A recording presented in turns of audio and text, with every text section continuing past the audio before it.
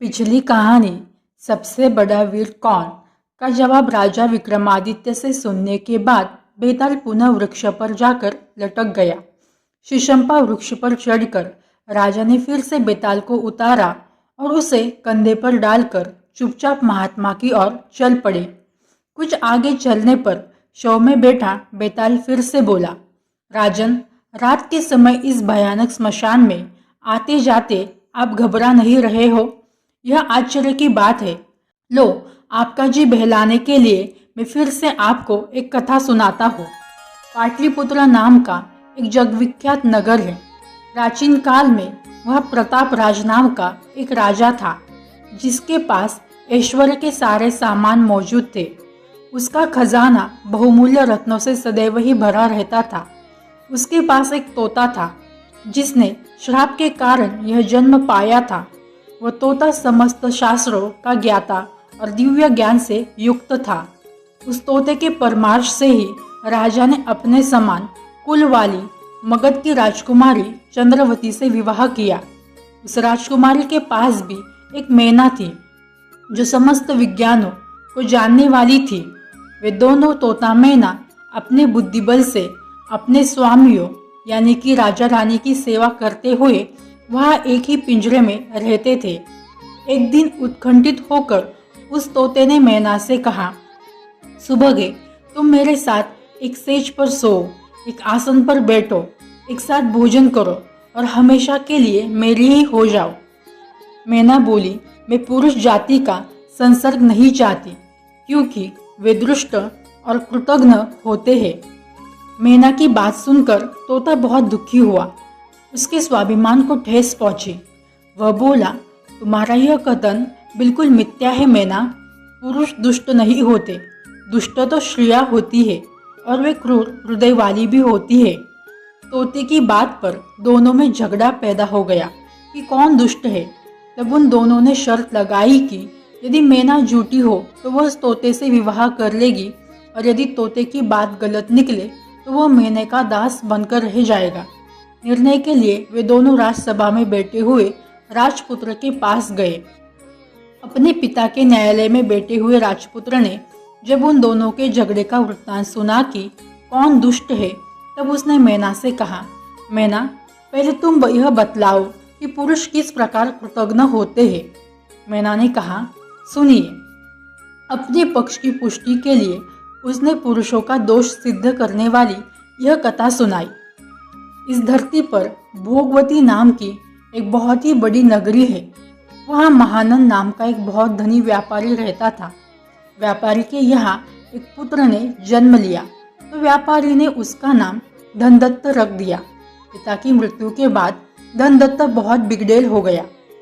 वह बुरे लोगों की संगति में उठने बैठने लगा।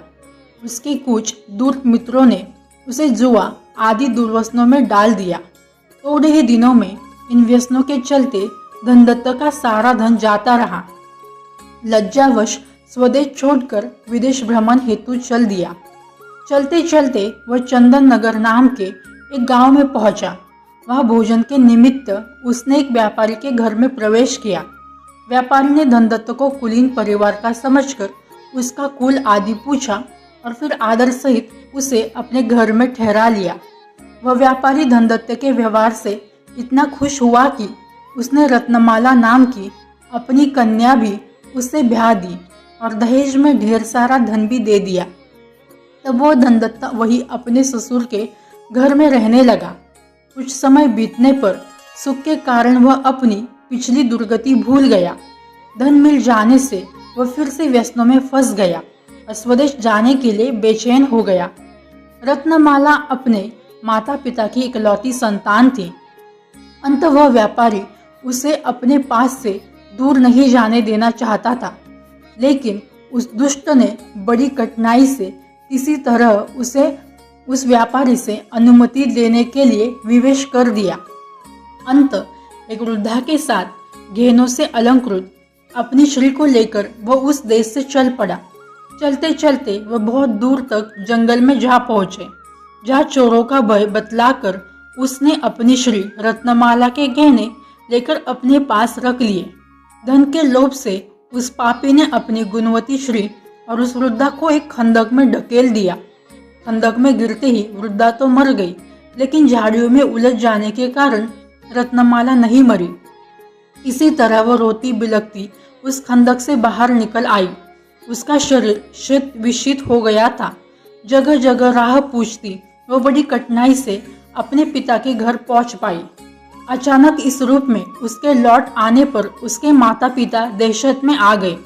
उन्होंने कारण पूछा तो रोते रोते उसने कहा, पिताजी, डाकुओं ने हमें मार्ग में लूट लिया।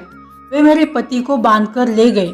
उन्होंने मुझे और वृद्धा को खंदक में फेंक दिया। वृद्धा तो मर गई, किंतु ईश्वर की कृपा से मेरे प्राण बच गए। मैं खंदक में चीखती चिल्लाती रही। देव योग से एक पथिक ने मेरी आवाज सुन ली और मुझ पर कृपा करके मुझे खंदक से बाहर निकाला। मैं किसी प्रकार मार्ग में राहगीरों से रास्ता पूछती हुई यहाँ तक पहुंची हूँ। बेटी के मुख से उसकी विपदा का हाल सुनकर उसके माता पिता ने उसे धीरज बंधाया। तब वह सती अपने पति का ध्यान करती हुई माता पिता के पास ही रहने लगी। उधर धनदत्त ने स्वदेश पहुंचकर थोड़े ही दिनों में अपने साथ लाया हुआ धन जुए आदि में गवा दिया। जब वह बिल्कुल कंगाल हो गया तो उसने सोचा, क्यों न अपने ससुर के पास जाकर फिर से धन मांग लाऊं। मैं उनसे कहूंगा कि उनकी पुत्री उसके घर भली प्रकार रह रही है। ऐसा विचार कर वह ससुराल की ओर चल पड़ा। जैसे ही वह ससुराल के करीब पहुंचा, छत पर खड़ी उसी दिशा में देखती उसकी पत्नी रत्नमाला ने उसे पहचान लिया और तुरंत दौड़ते हुए नीचे उतर आई। दौड़कर उसके पास जा खड़ी हो गई और उसे वह सारा वृत्तांत कह सुनाया कि पहले किस प्रकार उसने झूठ मूठ अपने पिता से डाकुओं के उपद्रव की बात कही थी।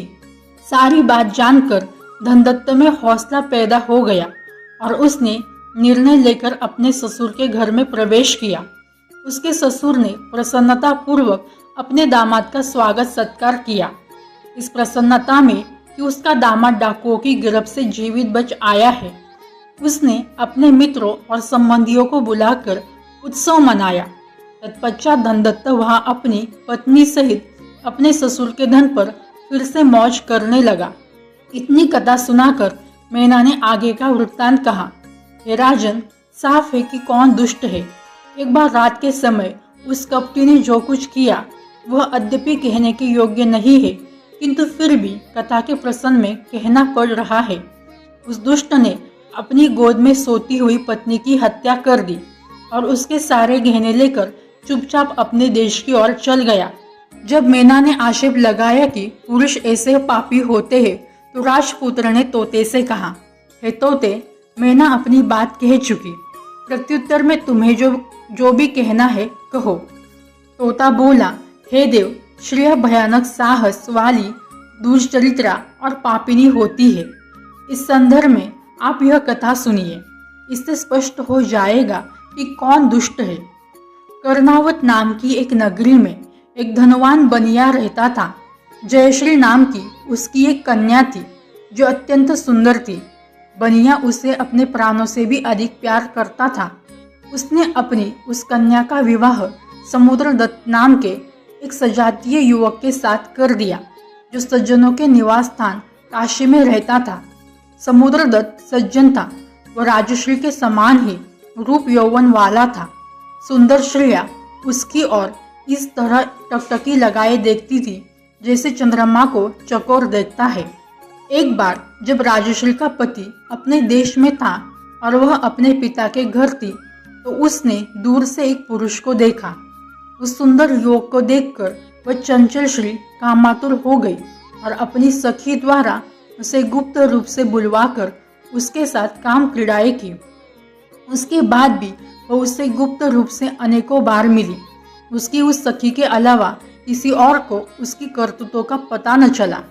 एक दिन उसका पति अपने देश से वापस लौटा तो उसके सास ससुर ने उसका बहुत आदर सत्कार किया और उसे उचित मान सम्मान दिया। अपनी इकलौती संतान राजश्री का पति होने के कारण उनके लिए वह सबसे प्रिय व्यक्ति था। वह सारा दिन उत्सव उल्लास में बीता। रात में राजश्री की माता ने अपनी बेटी को सजा सवार कर उसके पति के शयन कक्ष में भेजा, किंतु एक ही सेज पर सोकर भी वह अपने पति के प्रति अनुरक्त न हुई। दूसरे पुरुष में मन लगा रहने के कारण पति के आग्रह करने पर भी वह नींद आने का बहाना किए पड़ी रही। तब राह की थकावट और मदिरा के नशे में चूर उसके पति को जल्द ही नींद आ गई। धीरे धीरे घर के सब लोग सो गए, किंतु करवट लिए राजश्री जागती हुई अपने प्रेमी के विचारों में खोई रही। तभी एक चोर उसके महल में दाखिल हुआ और राजश्री को जागता हुआ महसूस कर एक अंधेरे कोने में सिमट कर खड़ा हो गया। राजश्री अपने प्रेमी से मिलने को बेचैन हो रही थी। उसने अपने प्रेमी से दिन में यही मालूम कर लिया था कि रात के समय उन्हें कहाँ मिलना है। अंत वह चुपचाप उठी और खूब गहने पहनकर सज संवर कर अपने प्रेमी से मिलने महल से निकल पड़ी। यह देखकर उस चोर को बहुत आश्चर्य हुआ। उसने सोचा कि जिन गहनों की चोरी करने में यहाँ आया हूँ वह गहने तो यह श्री पहनकर बाहर जा रही है। अंत इसका पीछा करके यह तो देखूं कि यह कहाँ जा रही है, रास्ते में ही इसके गहने भी लूट लूंगा। यही सोचकर वह चोर भी चुपचाप उस पर नजर रखता हुआ छिपकर उसके पीछे पीछे चलने लगा। कुछ दूर जाने पर चोर ने देखा कि उसकी एक सखी उसके लिए कुछ फूल और मालाएं लिए एक उद्यान में घुस गई, जहां उसके प्रेमी ने उससे मिलने का वचन दे रखा था। राजश्री जब प्रेमी द्वारा बताए मिलन स्थल पर पहुंची तो उसने अपने प्रेमी को एक वृक्ष पर मृत अवस्था में लटकता हुआ देखा। वह यूं था कि जब वह युवक चोरी छिपे उद्यान में प्रवेश कर रहा था तो नगर रक्षकों ने उसे कोई चोर समझा और उसे पीट पीट कर मार डाला। फिर उसी उद्यान में उसके गले में फांसी का फंदा डालकर उसे वृक्ष से लटका दिया। अपने प्रेमी को इस अवस्था में देखकर राजश्री स्तब्ध हो गई। वह विवल होकर चीख पड़ी, हाय मैं मारी गई। तदोपरांत वह भूमि पर गिरकर करुण स्वर में विलाप करने लगी। जब वह कुछ चैतन्य हुई तो उसने अपने प्रेमी को वृक्ष से उतारकर भूमि पर रखा और उसे फूलों से सजाया। प्रीति और शोक से उसका हृदय विवेक शून्य हो गया था। उसने उस निष्प्राण शरीर का आलिंगन किया और उसका मुख ऊपर उठाकर वह जो ही उसका चुंबन करने चली तो ही उसके प्रेमी ने, जिसके शरीर में बेताल प्रविष्ट हो गया था, अचानक अपने दांतों से उसकी नाक काट ली। पीड़ा से तिल मिलाकर राजश्री तुरंत उससे दूर हट गई, लेकिन इस विचार से कि कहीं वह जीवित तो नहीं है, वह अभागिनी फिर से आकर उसे देखने लगी। जब उसने देखा कि उसके शरीर से बेताल चला गया है और वह नीचे पड़ा है, तब वह डर गई और हारी सी रोती हुई धीरे धीरे महल की ओर लौट पड़ी। उस चोर ने छिपकर यह सारी बातें देखी। उसने सोचा, इस पापिनी ने यह क्या किया। अरे श्रीयों का हृदय तो बहुत भयानक, घने अंधेरे से भरा, अंधे कुएं के समान और बड़ा गहरा होता है। चलो देखो अब यह क्या करती है। ऐसा सोचकर कौतूहल के कारण वह दूर से ही फिर उसका पीछा करने लगा। राजश्री अपनी उस कोठरी में पहुंची जहां उसका पति सोया पड़ा था। तब वह जोर जोर से रोती चिल्लाने लगी, बचाओ बचाओ, पति के रूप में इस दुष्ट ने मेरी नाक काट ली है। इस तरह बार बार उसका रोना चिल्लाना सुनकर उसके कुटुंबीजन और माता पिता सभी घबराए हुए जागकर उनके शयन कक्ष में पहुंचे। वहां पहुंचकर जब उसके पिता ने देखा कि राजश्री की नाक कटी हुई है और उसकी नाक से रक्त बह रहा है, तब उसके पिता ने क्रोध में आकर अपने जमाता को दोषी समझकर रस्सी से बांध दिया। राजश्री की बातें सुनकर उसका पिता तथा अन्य सभी लोग समुद्रदत्त के प्रतिकूल हो गए थे। अंत बांधे जाने पर भी उसने गूंगे की तरह कुछ नहीं कहा। इसी हो हल्ले में धीरे धीरे रात बीत गई। तब सब कुछ जानता हुआ भी वह चोर चुपके से वहां से चला गया। समुद्रदत्त का ससुर वह बनिया उसे तथा कटी नाक वाली अपनी बेटी को लेकर राजा के दरबार में पहुंचा। सारा वृत्तांत सुनने के बाद राजा ने समुद्रदत्त को दोषी मानते हुए उसे प्राण दंड की आज्ञा दे दी। अनंततर जब बांधकर उसे वध स्थल की ओर ले जा रहा था, तो वह चोर राजा के आदमियों के पास आकर बोला, ये अधिकारियों, अकारण ही इस व्यक्ति को प्राण दंड देना उचित नहीं है। यह निर्दोष है।